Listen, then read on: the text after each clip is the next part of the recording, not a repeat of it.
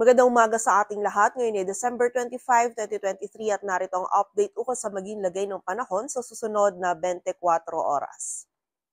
Patuloy pa rin umiiral ang northeast monsoon o amihan dito sa bahagi ng Luzon kung saan dala pa rin ito yung malamig na panahon, maging yung maulap na kalangitan at mataas na tsansa ng mga pagulan, lalong-lalo na yan dito sa ilang bahagi ng northern Luzon. Samantala, ang easterlies naman o yung mainit na hangin mula sa dagat Pasipiko ang umiiral dito sa may silangang bahagi ng Visayas at Mindanao kung saan ngayong araw ay magdadala rin ito ng mataas na tsansa ng mga pagulan, pagkilat at pagkulog sa ilang bahagi ng Visayas at Mindanao, lalong-lalo na nga dito sa may silangang bahagi nito. So pag-iingat po para sa ating mga kababayan dyan sa posibilidad ng mga pagbaha at pagguho ng lupa. Samantala ay wala naman tayong minomonitor or namamataan na sama ng panahon na maaari makaapekto dito sa ating bansa.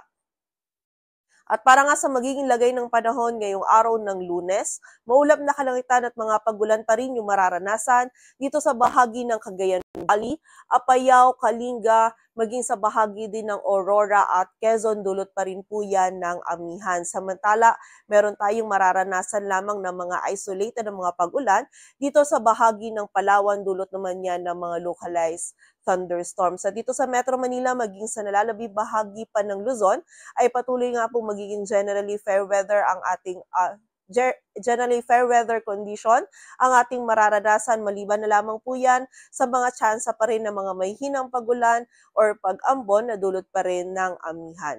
Agwat ng temperatura sa Metro Manila ay mula 25 to 29 degrees Celsius. Samantala sa bahagi naman ng Visayas at Mindanao, ngayong araw ay magiging mataas yung tsansa ng mga pag-ulan, pagkilat at pagkulog dito yan sa bahagi ng Caraga, Davao Region, maging sa mga lalawigan din ng Eastern Samar, Leyte at Southern Leyte, dulot yan ng easterly. So muli po, pag-iingat para sa ating mga kababayan sa posibilidad ng mga pagbaha at pagguho ng lupa. Samantala, sa nalalabing bahagi naman ng Visayas at Mindanao ngayong araw ay meron lamang tayong mararanasan ng mga isolated.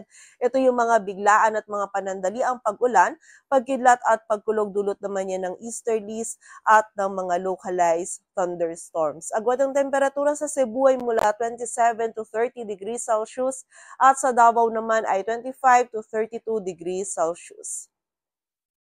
At para naman sa lagay ng dagat baybayin ng ating bansa, dulot pa rin ng amihan ay meron pa rin tayong nakataas na gale warning sa mga dagat baybayin niya ng Batanes, Cagayan kasama na dyan ng Babuyan Islands, Isabela, Aurora, Ilocos Norte, Ilocos Sur, La Union, Pangasinan, maging sa dagat baybayin din ng Kalayaan Islands kung saan mapangani pa rin po yung pagpalaot, lalong-lalo na para sa ating mga kababayang mangingisda, pati na rin yung may mga maliliit na sasakyang pandagat. At para naman sa 3-day outlook ng mga key cities ng ating bansa, in the next 3 days, bukas yan ng Martes hanggang sa Huwebes, patuloy nga pong makakaranas yung malaking bahagi ng ating bansa ng bahagyang maulap hanggang sa maulap na kalangitan. Maliban na lamang po yan sa silangang bahagi ng Visayas at Mindanao, kung saan dito nga po sa bahagi ng Metro Manila at Baguio City ay meron lamang tayong mararanasan ng mga isolated na mga mahihinang pagulan or pag-ambon na dulot pa rin ng amihan. Agwat ng temperatura sa Metro Manila ay mula 24 to 30 degrees Celsius at sa Baguio City naman ay 16 to 25 degrees Celsius. Samantala, sa bahagi naman ng Legazpi City bukas at sa Miyerkules ay meron tayong mararanasan ng mga isolated na mga pag-ulan, and by Thursday naman ay meron tayong mararanasan lamang ng mga pag-ambon na dulot ng amihan. Agwat ng temperatura dito sa Legazpi City ay mula 25 to 31 degrees Celsius.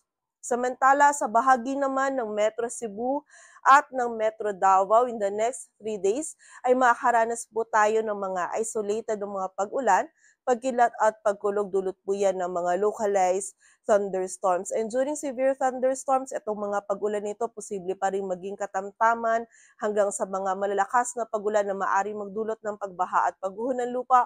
So pag-iingat pa rin po para sa ating mga kababayan.